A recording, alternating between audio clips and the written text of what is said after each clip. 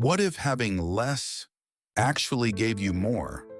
What if the freedom you're chasing through money isn't found in earning more, but in needing less? In a world where success is measured in dollars, cars, and square footage, the Stoics ask a different question. Do you own your wealth, or does it own you? This is not a video against money. It's a video about power. The power to not be ruled by wealth, status, or stuff. The power to be rich in the only thing that matters, your character. Let's explore how the Stoics viewed money, minimalism, and what it means to truly live richly. Part 1. The Stoic Lens. What is money really? To a Stoic, money is not evil. It's not good either. It's what they called an indifferent, a thing that holds no moral value in itself, only the meaning we give it. Seneca, one of the wealthiest men of ancient Rome, said this: "Wealth is the slave of a wise man and the master of a fool." To the Stoics, money is a tool. Like fire, you can use it to warm your home or burn it down. Wealth, then, isn't the enemy. Attachment is. The desire, the craving, the belief that I'll be complete once I have. That's the real prison.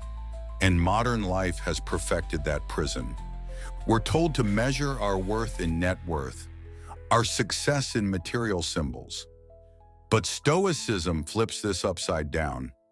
Marcus Aurelius, the most powerful man in the Roman world, wrote, "Very little is needed to make a happy life. It is all within yourself, in your way of thinking." Part 2. Seneca, the paradox of the wealthy Stoic. Seneca presents a paradox. He had villas, servants, and fortunes, and yet preached simplicity and detachment. Is that hypocrisy or wisdom? Seneca argued that possessing wealth is not wrong, as long as you're not emotionally dependent on it. It is not the man who has too little, but the man who craves more, that is poor.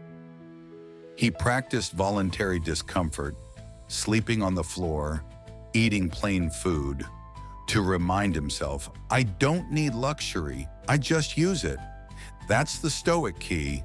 Use without being used. To wear the robe without letting it wear you. Part 3. Epictetus, the power of needing less. On the opposite end of the wealth spectrum, we have Epictetus, born a slave, lived simply, taught the most profound truth of the Stoic minimalism. Wealth consists not in having great possessions, but in having few wants. Epictetus saw dependence as a weakness. Needing less, that was freedom. Think of it this way. The more you need, the more you can be manipulated. The less you need, the harder you are to control. A Stoic isn't against owning things, but they make sure things don't own them. Part 4.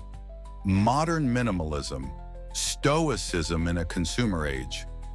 Fast forward 2,000 years and the temptation to accumulate has only grown louder. We live in a world of hyper-consumption, ads telling us what we're missing, social media showing us what we don't have. But are we richer or just more distracted? The Stoic response is minimalism, not as an aesthetic, but as a mindset, a commitment to clarity over clutter, value over vanity, essence over excess. When you embrace minimalism through a Stoic lens, you ask, does this add virtue to my life? Does this align with my purpose? Or is it just noise? Part 5. Practical Stoic. Tips for money and simplicity. Let's get real. What does this look like day to day?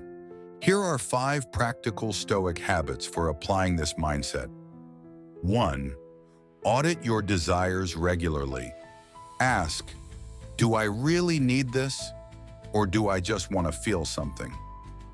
Use this to resist impulse purchases and emotional spending. Practice voluntary simplicity. Once a week, try living with less on purpose. Skip luxury, eat plain food, turn off your phone. Remind yourself you can endure without the extras. 3. Define enough for yourself. How much do you truly need to live a meaningful life? Knowing you're enough is the beginning of real freedom. 4. Invest in character, not status. Spend your energy on becoming, not appearing. On wisdom, not wardrobe. On courage, not cosmetics. 5. Use wealth to serve virtue. If you have wealth, use it wisely. Support causes, buy time, create opportunities. Let your money serve your soul, not the other way around. Part 6. Redefining rich, the Stoic way. Here's the truth. You can be poor and greedy. You can be rich and virtuous. It's not the money, it's the mindset. The Stoics weren't anti-success, they were pro-freedom. And freedom means not being owned by your desires. So whether your bank account is full or empty, you can still be rich in gratitude, grounded in values, and free in spirit. The greatest wealth is to live content with little. Plato, quoted often by Stoics. Don't chase a life you can't afford, mentally, emotionally, or spiritually. Live simply, think clearly, spend consciously. That is the Stoic path to wealth. Money can buy a lot of things, but the peace, clarity, and strength of a Stoic life, that's something no amount of gold can buy. Train your mind, and you'll never be poor again. Thanks for watching Stoic Mindset.